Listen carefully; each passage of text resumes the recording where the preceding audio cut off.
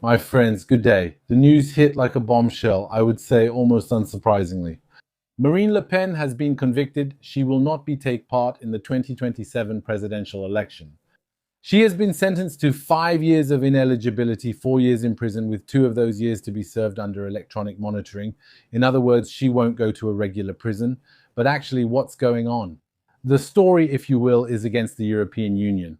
You notice that the European Union is intervening more and more through extremely questionable methods, like here through the courts, against the parties that might oppose the European Union's hegemony in their own countries.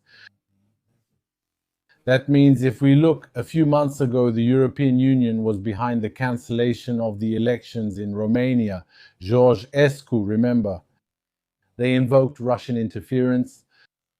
The European Union was also talking about using some kind of democratic shield to cancel the elections in Germany if the AfD, Alternative for Germany, had won the elections. People were already talking, speculating that there would probably be Russian interference. In fact, they were preparing to cancel the elections in Germany.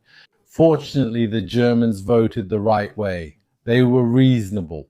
They elected someone who was described by Reuters as a wealthy lobbyist and a failed politician. He's a guy who advised the CEO of BlackRock, who was on the board of this financial group that has often been singled out for its predatory methods. And so they have a sort of failed banker politician, a lobbyist who is going to lead their country. In other words, they're really going to suffer, but hey, they voted the right way, and that's what matters. Otherwise, the elections would have been cancelled. Now let's move on to France. Marine Le Pen has a history with the European Union. This story isn't new. The long-running trial has been going on for quite some time. What is it about? So first of all, at no point is she accused of personal enrichment. That means she didn't embezzle funds to build herself a villa or put them in an account in Panama or elsewhere. I almost want to say she should have, because then they would have left her alone, because that's exactly what everyone does. At first, they accused her of embezzling almost 7 million euros from the European Union. You see, we're always in a certain context. The key word that keeps coming up is the European Union. So, 7 million, why? She supposedly used that money, which was provided to her by the European Union, for parliamentary assistance as part of her EU mandate. She allegedly used them for the National Front or the National Rally in France, so they say there was embezzlement. They provide funds for assistance as a member of the European Parliament, but you use it for your party in your country. So for us, that's embezzlement.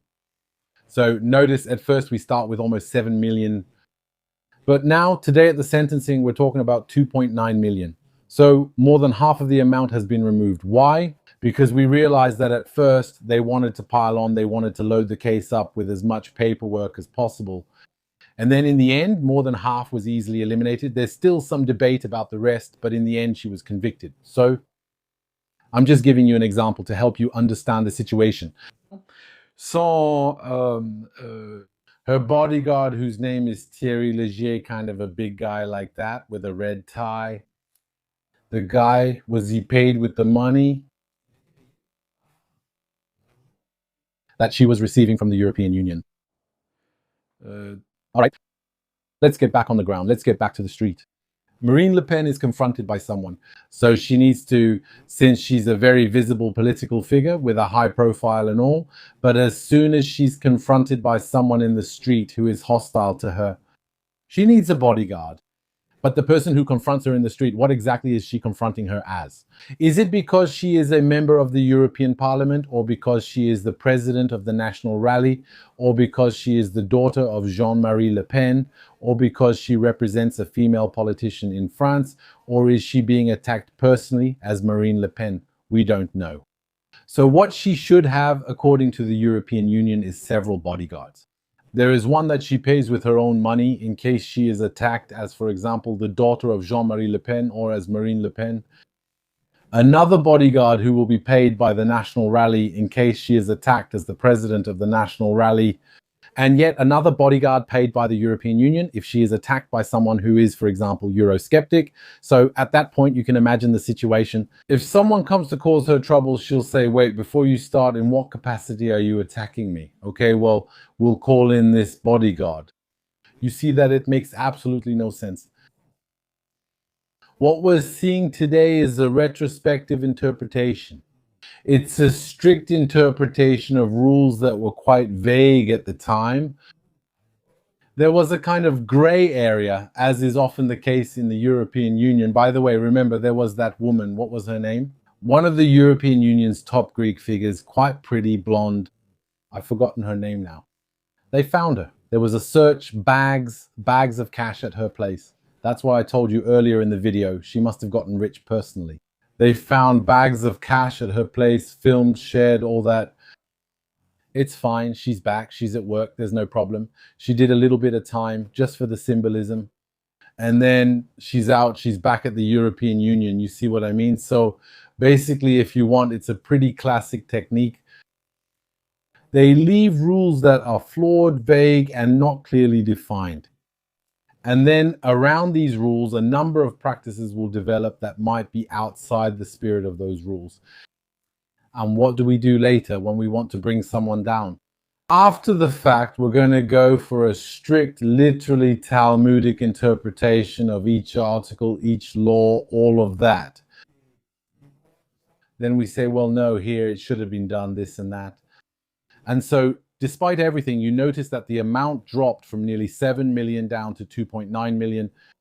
But at the end of the day, there was still a conviction. So when I was telling you she will probably appeal because of the severity of the judgment, I mean, when you get a judgment of that level against you, well, you're going to appeal. You're not going to say, oh, well, I accept it. She would have accepted if it had been something like a little slap on the wrist. But since it's a severe one, she will very likely appeal. The problem is that filing an appeal does not suspend the sentence. That means if she files an appeal, we're in for another legal saga that will drag on for years, but in 2027, she won't be there anyway. Because the conviction is already there and it will stand even if there's an appeal. So what will happen?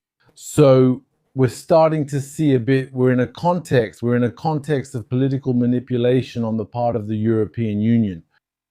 The European Union is using the usual tricks.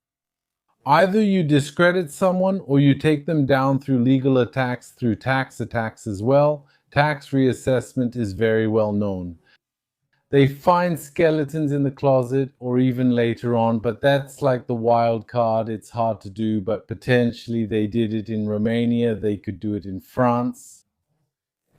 At the last minute, and if the candidate they don't want to win is about to win the election, suddenly they launch a campaign about Russian interference in the media. And then the Constitutional Council says, we want to preserve democracy. We want to preserve the integrity of the elections. We want to respect the choice of the French people. And to respect the choice of the French people, their democracy and everything, we cancel the elections. You've heard the classic Orwellian dialectic of giving us today war is peace, cancelling elections is called democracy, and so on. Freedom, I muzzle you, I put handcuffs on you, it's to preserve your freedom. We're in this madness. But you notice that it's a system today that's desperate, using increasingly brutal techniques.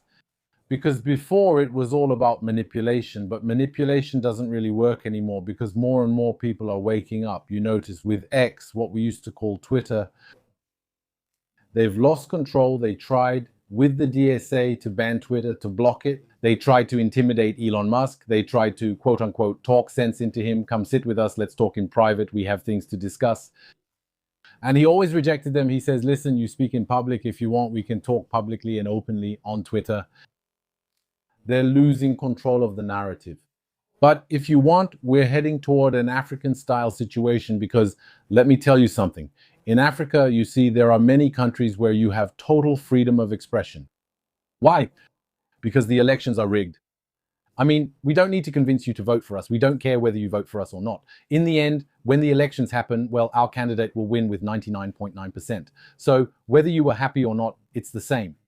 So in that case, we don't need to manipulate the voter to go cast a ballot for a system candidate and vote against himself, vote against his family, against his interests, against his children, vote to make himself poorer, vote to destroy his country. People don't do that unless they're manipulated. Manipulation is becoming less effective, especially after the health crisis. As we say in Algeria, those who want everything lose everything. So they tried maybe hastily to create a dystopian system.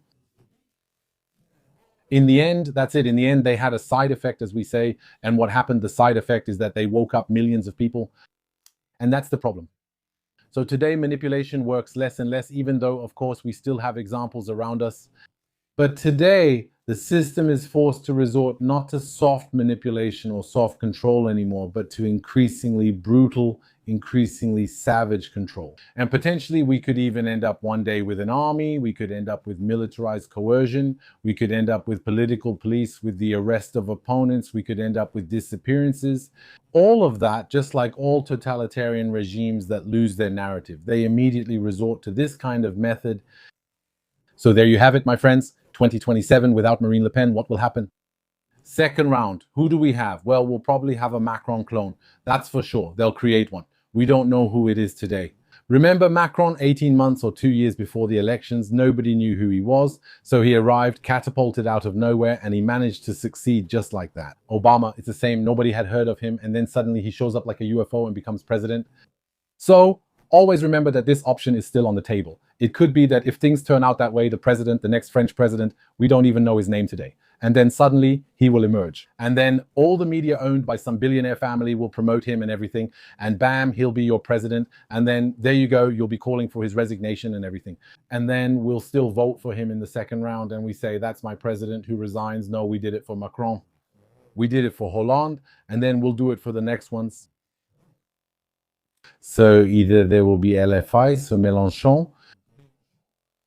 Against Mélenchon, you'll have Bardella. Bardella against Mélenchon, to be honest, I don't give him much of a chance. Bardella versus Mélenchon, Mélenchon wins. He doesn't just win by a little, he wins by a lot. So there you go. I mean, Bardella, we're not here to judge Bardella, but it's hard to find Bardella supporters these days. I mean, I can find you, come on, give me a few hours in Paris. I can bring you back 5 Macron supporters. I can't bring back 5 Bardella supporters. It'll take at least 2 months. All right, so it's a bit tough. It's a bit tough, and now we're starting to see things speed up because we're heading toward 2027. It's almost halfway through 2025 already. Time flies. So now things are starting to speed up. They're really speeding up. We're going to find more and more skeletons in the closet. There will be more and more scandals. There will be more and more stories, more and more of the same old stuff from the European Union and everything. So there you go. We'll see what happens. In any case, thank you, my friends, for watching this video until now. My name is Aldo Sterone. I talk a lot about scams. They're picking your pockets here. I'll share more in the next video. I've started offering one-on-one consulting. You can talk to me about anything: immigration, asset protection, offshore business, or work issues. Contact me for a Zoom session. I do them from time to time, and they go very well. Thank you, my friends, for listening to this video until now, and take care of yourselves.